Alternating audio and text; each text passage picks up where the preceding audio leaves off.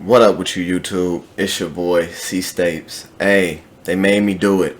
I gotta do it, man. My head was hurting, but it's the carry build, man. You can put this on every class. It's been ran by pretty much every class. Literally, you just flop out some things. Got some footage coming for you. Then I got the build. Stay tuned. It's coming. It's hot. Stay tuned. Hit the sub button. Holla at your boy. Y'all see it. Lions. Let's go.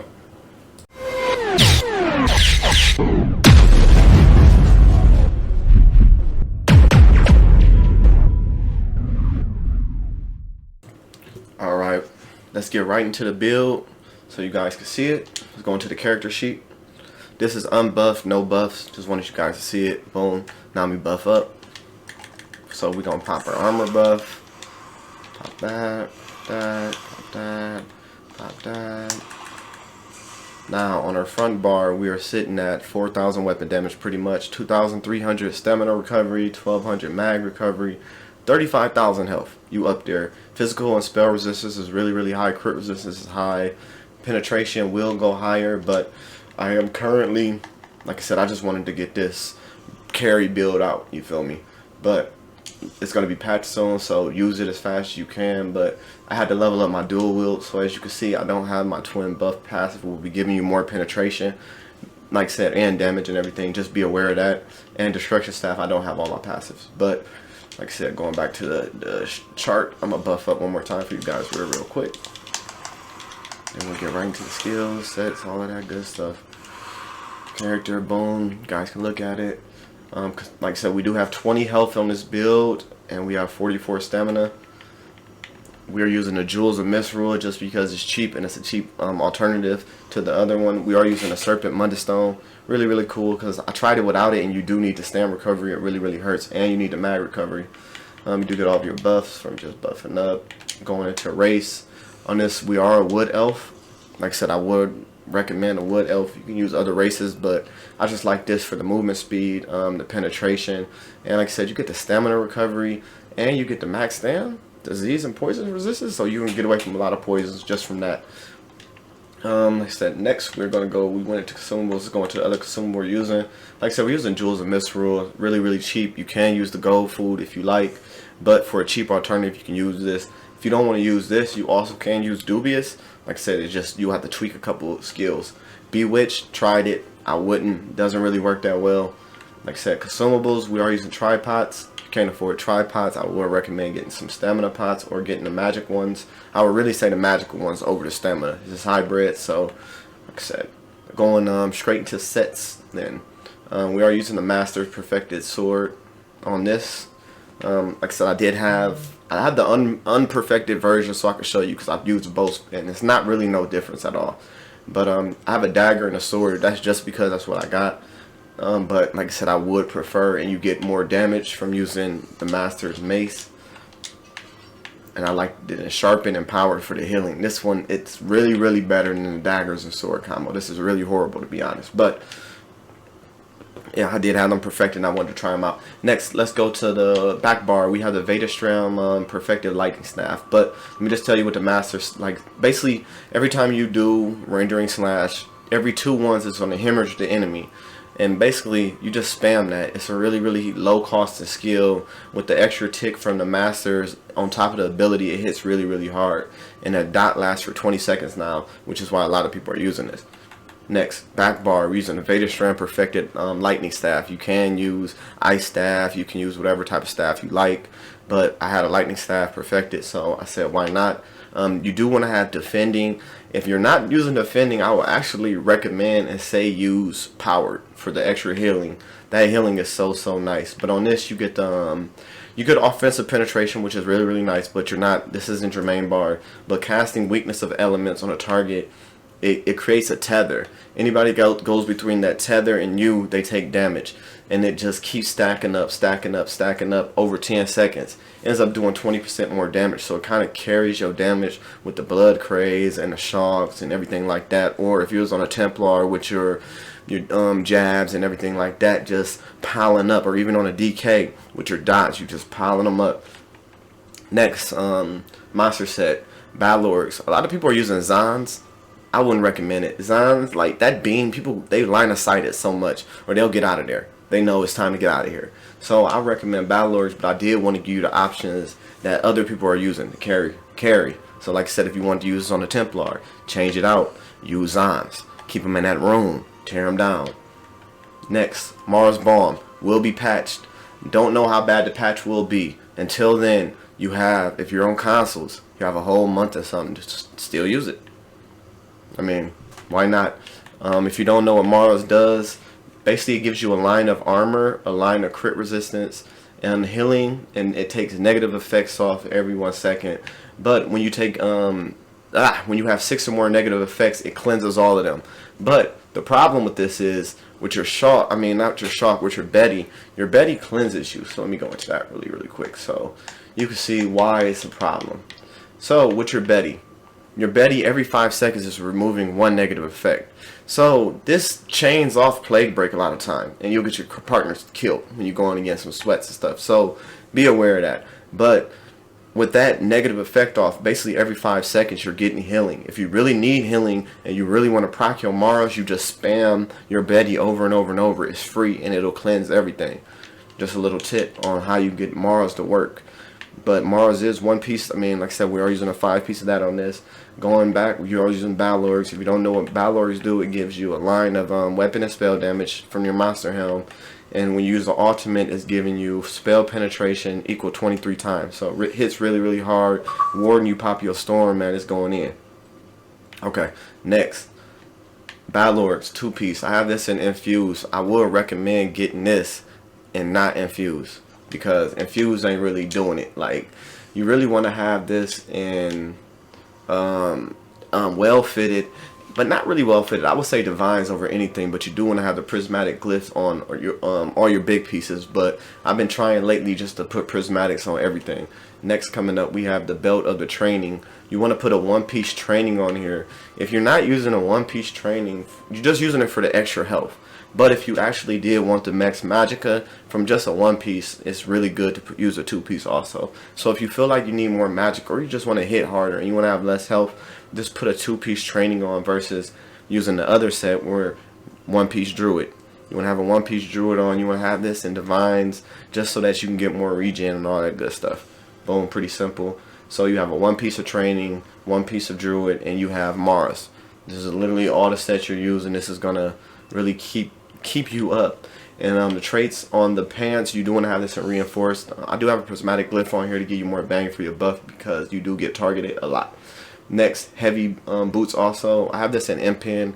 With the crit, the 414 crit resistance, you're only getting 127 per piece. So you can really knock off using impen on a lot of your pieces. So I've really been using 1 to 2 pieces of impens with Mara right now also. Next, going into the jewelry. I do have this bloodthirsty for the extra damage, and I have this with a weapon and spell glyph on here to give me some more stamina recovery also. So bloodthirsty is the trait I'm going with. Next, Mars, I have a reduced prismatic glyph on here to give you the reduced health, magicka, and stamina cost of abilities, which is really nice. Just having that pool of each, because it's hybrid now, so you use both. Bloodthirsty is the trait that we're using on this also. Going in last, we have the marking ring. We do have this in bloodthirsty also, and reduced health, magicka, and stamina cost of all your abilities on this also. Next, let's go straight into skills. Front bar, rendering slash. If you don't know what rendering is, you basically slice them, bloom. After you slice them, they take bleed damage for 20 seconds, which is really nice. Each, like I said, they get affected with the hemorrhage status effect, which is really good, and that slows them down, so it keeps it so you can keep them lined up and they can't really run from you. And it also procs when you go to your master weapons, so you'll be doing 1635 extra damage on top of that also. So factor that in, and that can crit. So boom, just a nice low 4,000, 5,000 pressure on them. But you can spam it. It only costs what, 2,000, lasts for 20 seconds. Next ability up, bird of prey. This is going to give you movement speed, because sometimes you need to get out of there. Definitely when you snared. While slotted, you get minor berserk, which is really good, giving you 5% more damage. Don't sleep on that. That's really nice. Next, Arctic Blast. Arctic Blast, man, this is like one of the best skills on the game right now. It's a CC, which I love. Perfect.